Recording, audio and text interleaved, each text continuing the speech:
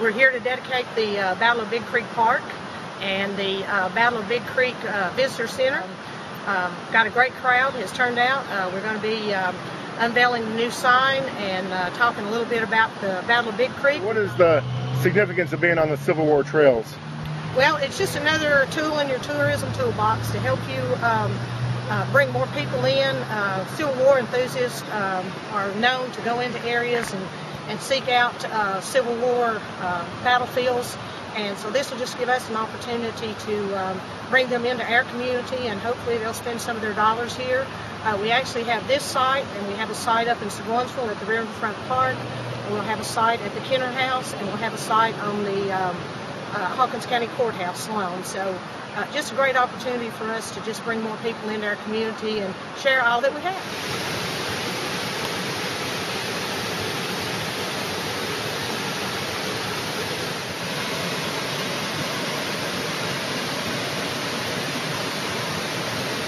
Are you all from around here?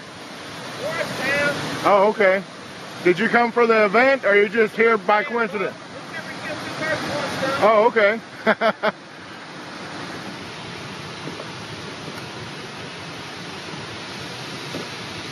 Okay, well, what we're doing here today is having a grand opening of our visitor center, the Big Creek Visitor Center here on the Thomas Amy property. And in conjunction with that, at 2 o'clock, we'll be doing a dedication of a Civil War Trails monument for the Battle of Big Creek. Okay. And so we've got it all covered. I'm in my colonial gear, and we've got General Lee, and we've got Native Americans. We have the real owners of the property here. So we're just having a good time. Everybody listen up for a second. I'm going to tell you a little bit about what you're looking at here, okay? This is a chronological history of basically the founding of the United States as it moved westward. We start over here with Boone, and then we begin to move our way chronologically through the room until we end up over here where Crockett is killed at the Alamo. Now what you're going to notice is that on every single one of these signs, there is a Thomas Amy fact, because in fact, Thomas Amy is directly related to each one of these events or characters. So let me sneak over here and show you something pretty cool, okay? So this is Richard Caswell. He was the governor of North Carolina during this time period, 1777, 70 through 84, okay? At the Battle of Moore's Creek Bridge, which took place 18 miles north of Wilmington, North Carolina, Thomas fought there. That was in February 1776. Then in June of 1776, Thomas was underneath William Moultrie and fought at the Battle of Sullivan's Island. It's about 5 months later that he fought there. And so you can see those facts on every single one of these, okay? Now, the difference between basically our visitor center and other visitor center is that you don't see much in here about Thomas Amy, because his story is basically told from these other people. So this is Daniel Boone over here, which was where we start. Elisha Wallen is actually the original person who created the Wilderness Trail. It didn't become the Wilderness Road until Boone was hired as a contractor. Now, Elisha Wallen named, Clinch River and Walden Ridge and Powell Mountain and all of that heads over to the Cumberland Gap. But he used to shop here, so we have records of him actually shopping in the store, at Thomas Amy's store. So that's how we relate with Boone and with Wallen that started that. And then we move over here. This is like James Robertson, and he was the founder of Nashville. And so James Robertson teamed up with John Donaldson at the time, and they were all from the Sycamore Shoals, Watauga area, okay? And Robertson went over land, Donaldson went down the river in the big Donaldson flotilla. They met up 1,000 miles away, and they founded, at the time, Fort Nashboro in 80, and then in 84 turned it into Nashville when they actually found it. Okay, see, here's Andrew Jackson. We have an Andrew Jackson stayed in the house, and we have some other facts in here about Jackson, because this is a little bit later, but this is kind of cool. So Jonesboro is the oldest town in Tennessee. All right, it was the first courthouse that we had on this side of the mountains, because North Carolina did not want to really pursue this area because they had to send troops, and it was costly for them to maintain this. Okay. So they finally decided to go on and set up Jonesboro, and when they did, they took 100 acres of land, and that's the first time we have restrictive covenants that were placed on a town. You had to build within 3 years, you had to have 2 chimneys made out of brick, and your house had to be a certain size. So that's pretty cool on how they did that. You know, you learn that type of history.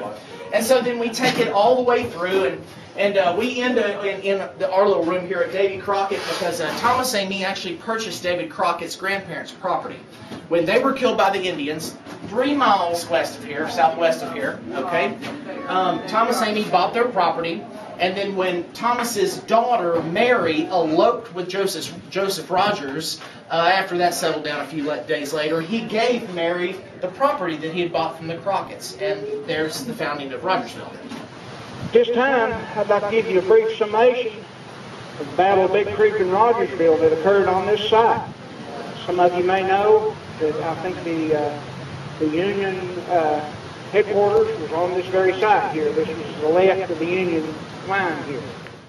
The Union Army had been shipping stores, winter goods, into Rogersville, hoping to make it a jump-off point to capture East Tennessee and western North Carolina.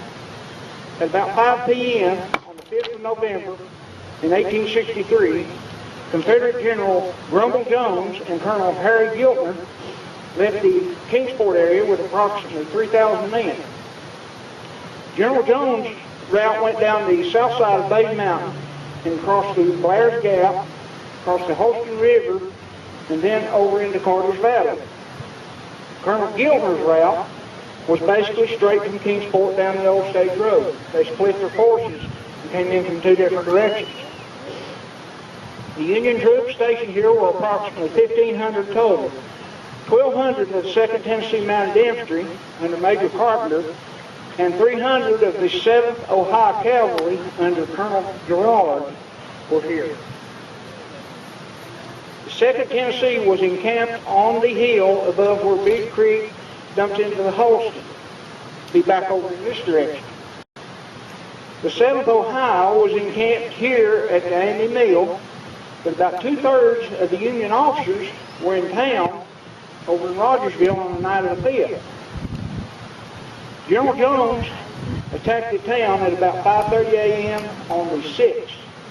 And Colonel Giltner arrived here at about 6 a.m. within striking distance of the 2nd Tennessee camp. General Jones took a couple of hours to secure the stores, but he had no idea that Colonel Giltner had yet attacked this position. Colonel Giltner began his attack about 10 a.m., and during this time, Colonel Gerard made his way from town to the field here at Amos Mill, to the battlefield. Colonel Gerard had his hat shot off, but in the process, his horse threw him, and everyone thought he was dead. One of his subordinates took command for a short time. As the Confederates closed the vise on the 2nd Tennessee, Colonel Gerard recovered and arrived over at their position. He then tells Carpenter to hold this position, and Colonel Gerard and 100 or so of the 7th Ohio made a run for it and swam the river and escaped to Morristown. The battle ended around 11 a.m. with about 50 Union killed or wounded and about 25 Confederates killed or wounded. The Confederates captured 1,100 troops, 80 wagons with the stores, 1,100 horses, 4 cannons, and 2 stands of colors and all the stores. They also captured in the process the town of Rogersville and a warehouse over there that's full of stores. So this was a valuable victory for the Confederacy.